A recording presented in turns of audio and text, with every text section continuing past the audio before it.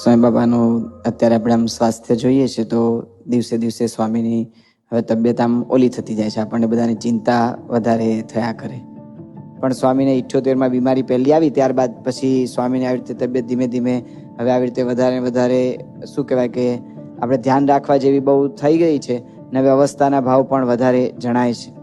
આમ તો અત્યાર સુધી સ્વામીશ્રીને ઘણા બધા વિવિધ પ્રકારના ઉપાધિઓ, રોગ, શારીરિક ઉપાધિઓ આવેલી છે અને ઘણું મેડિકેશન બદલાતું પણ રહે છે. જ્યારે જે પ્રકારની તકલીફો હોય છે એને અનુરૂપ એવી ગોળીઓ ચાલુ જ હોય છે. પણ મુખ્યત્વે સ્વામીશ્રીને હાર્ટ એટેક પછી અત્યાર સુધી સળંગ હાર્ટને લગતી ગોળીઓ ઘણી લેવાની થઈ છે, જે રેગ્યુલરલી સવાર સાંજ એક ગોળી લેવાની હોય છે.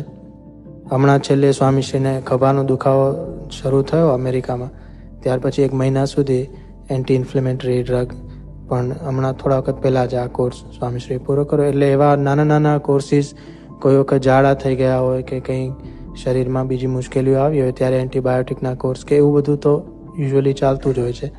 પણ એ બધું ઓફ ઓન થયા કરતું. પણ આ હાર્ટની ગોળી જે છે એ લગભગ કોન્સ્ટન્ટ સ્વામીશ્રીને એટલા વર્ષોથી લેવા થઈ છે.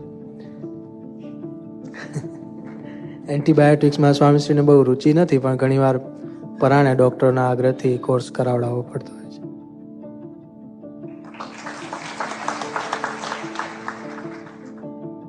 સ્વામીની સાથે મારે આ વખતે સેવાનો લાભ મળ્યો છે, પણ દેશમાં તો પૂજ્ય કૃષ્ણાલો સ્વામીની રસોઈ બનાવતા હોય છે. એટલે સ્વામી પહેલાં જમતા હતા, જ્યારે એમને આ દાંતની તકલીફ નહોતી ત્યારે સ્વામીની આખો ભાત છે એકદમ છૂટો ભાત જોતો હતો. અને અત્યારે સ્વામીની રસોઈ થઈ ગઈ બધી આપણે જે દવાખાનામાં માંદા માણસ ખાતા હોય ને એવી રસોઈ સ્વામીની છે. કારણ કે આખું સ્વાદ ફરી ગયો બધો. એટલે બાફેલું સ્વામીને ખાવાનું હોય છે. કારણ કે ચોકઠા સ્વામીને આવી ગયા એટલે દાંતથી જે ચાવવાનું તે બંધ થઈ ગયું, એટલે ચોકઠાથી ચાવવાનું રહ્યું બધું. હવે ચોકઠા સ્વામીને પહેલાંથી દાંત એવા છે અને એને લીધે ચોકઠું ફીટ બેસતું જ નથી. ઘણા ચોકઠા બદલ્યા સ્વામીને. અને જે સ્વામી જમવા બેસે એટલે કંઈક ચોકઠામાં અંદર કંઈક ભરાઈ જાય એવું બધું થાય છે. એટલે રસોઈ એકદમ સ્વામીની પોચી બનાવવી પડે, એટલે કે બાફીને બનાવવું પડતું હોય બધું. અને સ્વામી કોઈ દિવસ પાછા એવું કહેતા નથી કે આજે ભાત કાચો રહ્યો, શાક કાચું રહ્યું. આ સ્વામીનું એક ખાસ જે નિસ્વાદીપણાનું જે વર્તમાનનું આપણું જે છે એ એમનામાં જોવા મળે છે. સ્વામી કોઈ દિવસ હજી સુધી કહ્યું નથી.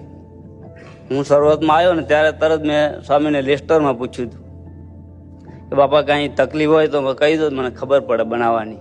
સ્વામી કે બધું બરોબર છે, ઠાકોરજીના થાળમાં જે થાય છે એ બધું સારું થાય છે.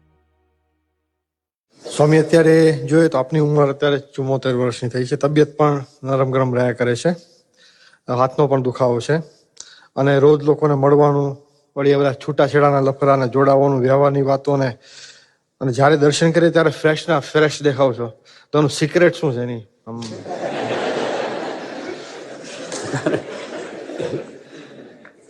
આપણે રહ્યા છીએ એટલે બધાની વાતો સાંભળવી તો પડે અને બધી વાતો કરવી પણ પડે. પણ મહારાજની આજ્ઞાથી આપણે કરીએ છીએ. મારે કે ભગવાનની આજ્ઞાથી ગમે એટલી પ્રવૃત્તિ કરે તો પણ નિવૃત્તિ છે. એટલે ભગવાન આપણા પર રાજી થાય અને આપણા ગુરુએ આપણને આદેશ આપ્યો કે આ સત્સંગ વધે, સત્સંગીઓના કંઈ સુખ દુઃખ હોય એને સાંભળવાનો, એની માટે પ્રાર્થના કરવી. એટલે એ આદેશ લઈને આપણે કરીએ છીએ. એટલે આ બોજો કંઈ આપણા ઉપર નથી. આવે તેની વાત સાંભળીએ, ભગવાનને પ્રાર્થના કરીએ, એનું સારું થાય, રૂડું થાય, બીજું તો થાય. સત્સંગમાંથી પાડ્યો પડ્યો હોય તો એને પ્રાર્થના કરી, સત્સંગની વાત કરીએ છીએ. એટલે ગમે એટલી પ્રવૃત્તિ છે એને આપણે માથે લેતા નથી. એનું જે પરિણામ આવે એ ભગવાનની ઈચ્છા મુજબ આવે છે અને ભગવાન જે કરશે સારા માટે કરશે. એટલે એના પ્રત્યે આપણે કંઈ બોજો આપણને આવે નહીં અને બોજો આપણને પડે પણ નહીં. સ્વામી બાબાનું અત્યારે આપણે આમ સ્વાસ્થ્ય જોઈએ છે તો દિવસે દિવસે સ્વામીની હવે તબિયત આમ ઓલી થતી જાય છે. આપણને બધાની ચિંતા વધારે થયા કરે. પણ સ્વામીને 78માં બીમારી પહેલી આવી, ત્યારબાદ પછી સ્વામીને આવી રીતે તબિયત ધીમે ધીમે હવે આવી રીતે વધારે વધારે શું કહેવાય કે આપણે ધ્યાન રાખવા જેવી બહુ થઈ ગઈ છે ને હવે અવસ્થાના ભાવ પણ વધારે જણાય છે. આમ તો અત્યાર સુધી સ્વામીશ્રીને ઘણા બધા વિવિધ પ્રકારના ઉપાધિઓ, રોગ, શારીરિક ઉપાધિઓ આવેલી છે અને ઘણું મેડિકેશન બદલાતું પણ રહે છે. જ્યારે જે પ્રકારની તકલીફો હોય છે એને અનુરૂપ એવી ગોળીઓ ચાલુ જ હોય છે. પણ મુખ્યત્વે સ્વામીશ્રીને હાર્ટ એટેક પછી અત્યાર સુધી સળંગ હાર્ટને લગતી ગોળીઓ ઘણી લેવાની થઈ છે, જે રેગ્યુલરલી સવાર સાંજ એક ગોળી લેવાની હોય છે.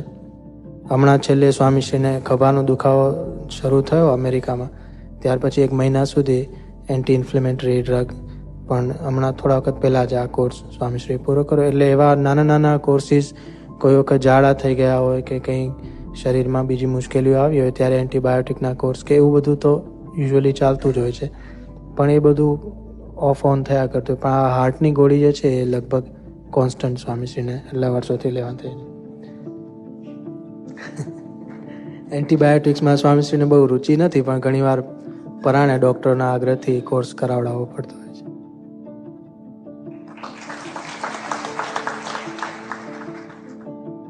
સ્વામીની સાથે મારે આ વખતે સેવાનો લાભ મળ્યો છે, પણ દેશમાં તો પૂજ્ય કૃષ્ણાલો સ્વામીની રસોઈ બનાવતા હોય છે. એટલે સ્વામી પહેલાં જમતા હતા, જ્યારે એમને આ દાંતની તકલીફ નહોતી ત્યારે સ્વામીની આખું ભાત છે એકદમ છૂટો ભાત જોતો હતો. અને અત્યારે સ્વામીની રસોઈ થઈ ગઈ, બધી આપણે જે દવાખાનામાં માંદા માણસ ખાતા હોય ને એવી રસોઈ સ્વામીની છે. કારણ કે આખું સ્વાદ ફરી ગયો બધો, એટલે બાફેલું સ્વામીને ખાવાનું હોય છે. કારણ કે ચોકઠા સ્વામીને આવી ગયા એટલે દાંતથી જે ચાવવાનું તે બંધ થઈ ગયું, એટલે ચોકઠાથી ચાવવાનું રહ્યું બધું. હવે ચોકઠા સ્વામીને પહેલાંથી દાંત એવા છે અને એને લીધે ચોકઠું ફીટ બેસતું જ નથી. ઘણા ચોકઠા બદલ્યા સ્વામીને, અને જે સ્વામી જમવા બેસે એટલે કંઈક ચોકઠામાં અંદર કંઈક ભરાઈ જાય એવું બધું થાય છે. એટલે રસોઈ એકદમ સ્વામીની પોચી બનાવવી પડે, એટલે કે બાફીને બનાવવું પડતું હોય બધું. અને સ્વામી કોઈ દિવસ પાછા એવું કહેતા નથી કે આજે ભાત કાચો રહ્યો, શાક કાચું રહ્યું. આ સ્વામીનું એક ખાસ જે નિસ્વાદીપણાનું જે વર્તમાનનું આપણું જે છે એ એમનામાં જોવા મળે છે. સ્વામી કોઈ દિવસ હજી સુધી કહ્યું નથી. હું શરૂઆતમાં આવ્યો ને ત્યારે તરત મેં સ્વામીને લેસ્ટરમાં પૂછ્યું હતું કે બાપા કાંઈ તકલીફ હોય તો કહી દો, મને ખબર પડે બનાવવાની. સ્વામી કે બધું બરોબર છે, ઠાકોરજીના થાળમાં જે થાય છે એ બધું સારું થાય છે. સ્વામી અત્યારે જોઈએ તો આપની ઉંમર અત્યારે 74 વર્ષની થઈ છે, તબિયત પણ નરમ ગરમ રહ્યા કરે છે, હાથનો પણ દુખાવો છે, અને રોજ લોકોને મળવાનું, વળી બધા છૂટાછેડાના લફરાને જોડાવાનું, વ્યવહારની વાતોને, અને જ્યારે દર્શન કરીએ ત્યારે ફ્રેશ દેખાવ છો, તો એનું સિક્રેટ શું છે એની?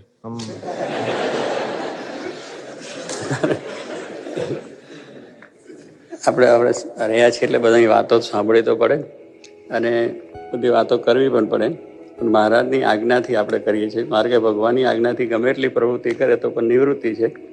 એટલે ભગવાન આપણા પર રાજી થાય અને આપણા ગુરુએ આપણને આદેશ આપ્યો કે આ સત્સંગ વધે, સત્સંગીઓના કંઈ સુખ દુઃખ હોય એને સાંભળવાનો, એની માટે પ્રાર્થના કરવી. એટલે એ આદેશ લઈને આપણે કરીએ છીએ. એટલે આ બોજો કંઈ આપણા ઉપર નથી. આવે તેની વાત સાંભળીએ, ભગવાનને પ્રાર્થના કરીએ, એનું સારું થાય, રૂડું થાય, બીજું તો થાય. સત્સંગમાંથી પાડ્યો પડ્યો હોય તો એને પ્રાર્થના કરી, સત્સંગની વાત કરી કરીએ છીએ. એટલે ગમે એટલી પ્રવૃત્તિ છે એને આપણે માથે લેતા નથી. એનું જે પરિણામ આવે એ ભગવાનની ઈચ્છા મુજબ આવે છે, અને ભગવાન જે કરશે સારા માટે કરશે.